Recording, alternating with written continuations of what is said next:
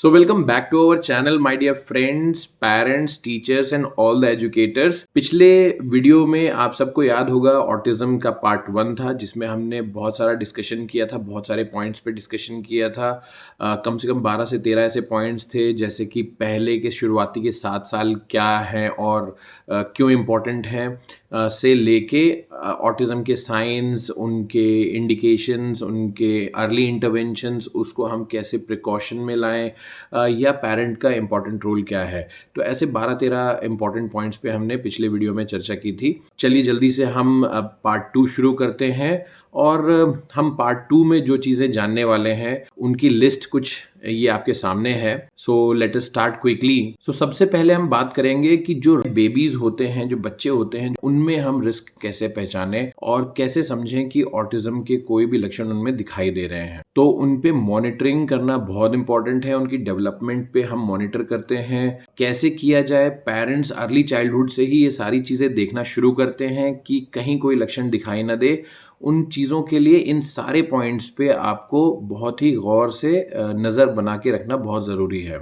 सबसे पहले तो हमें फैमिली हिस्ट्री पे ध्यान देना है कि पूरी फैमिली में, बैकग्राउंड में, आपकी फैमिली ट्री में किसी को भी साइकियाट्रिक इलनेस तो नहीं रही, कभी कोई एपिलेप्सी का शिकार तो नहीं रहा, या किसी को लर्निंग डिफ़िकल्टीज़ तो नहीं रही, या मेंटल रिटार्डेशन से वो इंसान आपकी फैमिली बैकग्राउंड में या हिस्ट्री में कोई भी आपका रिश्तेदार जो डायरेक्ट ब्लड लाइन से जुड़ा हुआ है वो परेशान ना रहा हो, कोई डिप्रेशन में ना रहा हो, या कभी भी किसी के अंदर सुसाइडल टेंडेंसीज ना रही हो, या किसी ने कभी सुसाइड आपकी फैमिली हिस्ट्री में ना किया हो, वरना इनके नेगेटिव इम्प्लीकेशंस बच्चों पे बहुत जल्दी आते हैं। पेरेंट्स को प्रेगनेंसी के दौरान और प्रेगनेंसी के बाद इन सारी बातों का ध्यान रखना बहुत ज़रूरी है कि प्रेगनेंसी के दौरान कोई ऐसी इलनेस या बीमारी या कोई ऐसी इंजरी, ख़ासतौर से फिज़िकल इंजरी मदर को ना हुई हो जिसका इफ़ेक्ट बच्चे पे पड़ सके। मदर या फादर दोनों में से किसी ने सब्सटेंस अब्यूज़ तो नहीं किया। सब्सटेंस अब्यूज़ का मतलब आप लोगों के लिए मैं बता दूं कि जैसे ड्रग्स का सेवन, अल्कोहल का सेवन, या प्रिस्क्रिप्शन ओवर द काउंटर यानी बिना डॉक्टर के प्रिस्क्रिप्शन के कोई ऐसी दवाइयाँ आपने ली हों जिसका डायरेक्ट असर आपके बच्चे की ग्रोथ पे पड़ सकता है। इमोशनल ट्रॉमा ना हुआ हो ऐसी लेडी को प्रेगनेंसी के दौरान कि वो बहुत ही परेशानियों के साथ उसने अपने प्रेगनेंसी पीरियड को गुजारा हो, या उसे चाइल्ड लेबर के दौरान बहुत ही डिफ़िकल्टी आई हो। तो ये सारे फैक्टर्स काउंट करते हैं, प्रेगनेंसी इश्यूज़ काउंट करती हैं बच्चे की ग्रोथ के ऊपर या डेवलपमेंटल मार्कर्स के ऊपर। इसी से जुड़ जाती हैं आगे की चीज़ें जैसे कि बर्थ कॉम्प्लिकेशंस, यानी बर्थ के दौरान कोई ट्रॉमा हुआ हो बच्चे को या मदर को। कई बार प्री मैच्योर डिलीवरी हो जाती है जिसका इफ़ेक्ट बच्चों की ग्रोथ पे पड़ता है। बच्चा कहीं बहुत अंडरवेट तो नहीं है बर्थ के दौरान, या चाइल्ड बर्थ डिलेड क्राइंग तो नहीं है, यानी बहुत देर से तो नहीं बच्चा रोया है, यानी जो एक आम तौर पे एक राइट टाइम होता है बच्चे का बर्थ के बाद रोने का, तो बच्चा कहीं बहुत डिले तो नहीं कर रहा उसमें। इसके अगला पॉइंट जो है ये हमें बहुत ध्यान देने वाली बात है कि पोस्ट बर्थ इलनेस तो नहीं रही बच्चे को बहुत प्रोलॉन्ग्ड, जैसे मेनिंजाइटिस है, या बहुत ही ज़्यादा तेज़ बुखार रहा हो जिससे बच्चे को कपकपी आती हो, या सीजर्स हो जाते हों यानी बच्चे को फिट्स आते हों। कोई ऐसी हेड इंजरी तो नहीं हुई पोस्ट बर्थ बच्चे को। बच्चे को बहुत प्रोलॉन्ग डायरिया तो नहीं रहा कभी, या कॉन्स्टिपेशन तो नहीं रहा, क्रॉनिक ईयर इन्फेक्शंस तो नहीं रहे उसे, यानी बार बार कानों में तकलीफ आ रही है या कोई भी ऐसी प्रॉब्लम आ रही है, क्योंकि सीधे वो ब्रेन से कनेक्शन होता है। और ओटाइटिस मीडिया का शिकार तो नहीं रहा बच्चा।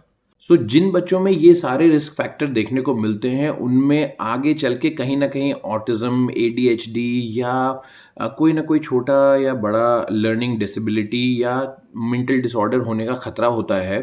तो कोशिश ये करना चाहिए कि अर्ली जो 5 इयर्स हैं वो बच्चे के बहुत ही क्रूशियल ईयर्स होते हैं, बहुत ही फ्लेक्सिबल ईयर्स होते हैं, माइंड बहुत ही फ्लेक्सिबल होता है। तो हम सोच सकते हैं कि हम बच्चे की मेंटल शेप को जिस तरह से भी हम मोल्ड करेंगे बच्चा उसी तरफ मोल्ड होगा, आगे बढ़ेगा, और उसकी ग्रोथ और न्यूरो डाइवर्स जो कनेक्शंस हैं माइंड के वो उसी तरह से बनने शुरू हो जाएंगे। आइए बात करते हैं डेवलपमेंटल मार्कर्स पे, कैसे हम पता करें कि बच्चे के अंदर जो चीज़ें देखनी है और समझनी है किन किन एजेस पे और कब कब कैसे कैसे समझना है। तो शुरू करते हैं सबसे स्टार्टिंग की एज पे, यानी कि 12 मंथ्स की एज पे हम, यानी लगभग बच्चा जब 1 साल का हो जाए तो हम किन चीज़ों पे ध्यान रखें। 12 महीने के बच्चे से आप क्या एक्सपेक्ट कर सकते हैं कि बच्चा जेस्चर्स दे, कम्युनिकेट करे, अपनी नीड्स को समझाए। बच्चे कुछ सोशल गेम्स ज़रूर खेलें, जैसे पीकाबू हो गए, छुपन छुपाई हो गई, इसमें वो बच्चा पार्टिसिपेट करना शुरू करे। बच्चे कुछ बेसिक साउंड्स निकालें, जैसे मामा कहते हैं, बाबा कहते हैं या नाना, इस तरह की साउंड्स निकालते हैं, इन पे बच्चा एम्फेसाइज दे। और ख़ास तौर से 12 महीने का बच्चा अ, अपने नाम के प्रति रिस्पॉन्स देना तो ज़रूर शुरू कर दे।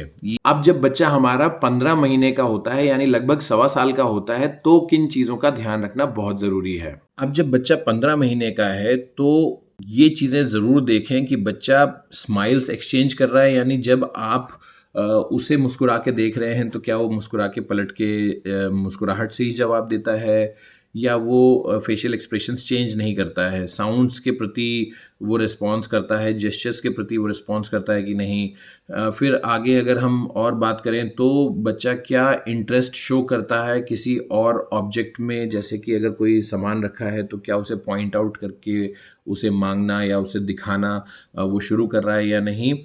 और कम से कम 3 वर्ड्स को मिला के बात करना शुरू कर रहा है या नहीं है, जैसे मामा एंड या दादा, या इस तरह के पापा, या इस तरह के और छोटे छोटे वर्ड्स हैं जो अर्ली स्टेजेस में यही साउंड्स बच्चे के मुंह से निकलती हैं। इसी तरह से ग्रो होते हुए जैसे ही वो 1.5 साल की दहलीज पे कदम रखता है तो कुछ और चीज़ें हैं जिन पे हमें नज़र पैनी रखनी चाहिए। 18 महीने की एज पे हम ये ध्यान ज़रूर दें बच्चों पे कि क्या वो अपनी नीड को एक्सप्रेस करने के लिए अपने जेस्चर्स के साथ साथ वर्ड्स का भी यूज़ कर रहा है। फिर उसके बाद जैसा हम सब जानते हैं कि अंग्रेज़ी भाषा में 26 लेटर्स होते हैं और उनके अपने अपने साउंड्स होते हैं। तो वॉवल्स को अगर हम छोड़ दें तो 21 कॉन्सोनेंट्स हमारे बचते हैं। तो 21 कॉन्सोनेंट्स में से मिनिमम 4 कॉन्सोनेंट्स को वो अपनी भाषा में उसके साउंड्स को यूज़ कर रहा है कि नहीं कर रहा। इसके बारे में ज़्यादा जानकारी के लिए जब कभी ऐसे मार्कर्स दिखाई दें तो आप अपने स्पीच थेरेपिस्ट से बात ज़रूर कर सकते हैं। फिर इसके बाद हम ये देखें कि कम से कम बच्चा हमारे डिफरेंट डिफरेंट 10 वर्ड्स को समझ पा रहा है, उस पे रिस्पॉन्स दे पा रहा है कि नहीं कर पा रहा। और जब भी हम कोई खेल खेलें बच्चों के साथ या कोई प्रिटेंड प्ले करें, तो बच्चा उसमें एंगेज हो रहा है कि नहीं हो रहा है, या उसमें स्माइल कर रहा है, उस पर रिस्पॉन्स पास कर रहा है कि नहीं कर रहा है। जैसे ही हमारा बच्चा 2 साल का हो तो हमें इन सारी चीज़ों के ऊपर ख़ास तौर से तवज्जो देनी है कि कहीं इनमें से हम किसी चीज़ को चूक तो नहीं रहे हैं। हमने देखा 18 महीने की एज तक हमने जाना कि बच्चा प्रिटेंड प्ले में सिर्फ रिस्पॉन्स करे, बट 6 महीने बीतते बीतते यानी 2 साल की एज तक आते आते बच्चा इसी तरह के प्लेज में या रोल प्लेज में, प्रिटेंड प्लेज में मल्टीपल एक्शंस करना शुरू करे या उसमें पार्टिसिपेट करना भी शुरू कर दे। ये हमारा डेवलपमेंटल मार्कर बहुत इंपॉर्टेंट है। फिर वो कम से कम 50 या उससे ज़्यादा शब्दों को, डिफरेंट शब्दों को वो समझ सके, उस पर रिस्पॉन्स दे सके, और कम से कम 2 वर्ड्स का फ्रेज बना के एक सेंटेंस बना सके वो। इसी तरीके से जैसे ही बच्चा हमारा 3 साल का कंप्लीट हो या उसके बियॉन्ड जाए तो इन सारे पैरामीटर्स पे बच्चों को जज करना ना भूलें। इनको देखें कि क्या ये सारी चीज़ें बच्चों के अंदर है या नहीं है, बच्चा कहाँ कैसे बिहेव कर रहा है, किस तरीके का रिस्पॉन्स दे रहा है। 3 साल तक की एज तक आते आते बच्चा रोल प्ले को एंजॉय करना शुरू कर दे, अपने पीयर्स यानी अपने दोस्तों के साथ खूब सारी इंटरेक्शन शुरू कर दे। अब ये साल वो साल होता है जब आप बच्चे को स्कूल में दाखिला कराते हैं सबसे पहली बार या नाम लिखवाते हैं। ये वो स्टेजेस हैं, बाल वाटिका की पहली अर्ली स्टेजेस होती हैं, प्री प्राइमरी की, जब बच्चा स्कूल जाना पहली बार शुरू करता है according to NEP and NCF। 3 years के बच्चे को आप स्कूल में डालना शुरू कर दें। इसके बारे में हमने एक अलग से वीडियो बनाई है पूरी बाल वाटिका पे, जिसमें आपको उसकी गाइडलाइंस भी अलग से मिलेंगी, डिटेल्स मिल सकती हैं। कॉम्प्लेक्स स्पीच शुरू हो जाए बच्चे की, यानी 5-6 वर्ड से ज़्यादा के वो सेंटेंसेस बनाना शुरू कर दे जब वो खेल खेले तो। और कुछ ऐसे क्वेश्चंस का आंसर वो ज़रूर करना शुरू करे जिसके शुरुआत में आप व्हाट, वेयर या हु यानी WH क्वेश्चंस जब आप उससे पूछें तो वो बच्चा आंसर देने के काबिल हो। ये हमारे डेवलपमेंटल मार्कर्स हैं जो 3 साल तक की एज में हमें ध्यान देने की खासा ज़रूरत है। सो बहुत ध्यान देने वाली बात है, एक अलार्मिंग सिचुएशन हमारी कंट्री में है इस समय। हर साल लगभग 20,000 केसेस दर्ज होते हैं और ये संख्या उनकी है जो दर्ज किए जाने वाले केसेस है। कई पेरेंट्स तो बताना ही ज़रूरी नहीं समझते, वो इसको इग्नोर करके चलते हैं, वो ये मान के चलते हैं कि हमारा बच्चा बहुत ही नॉर्मल है।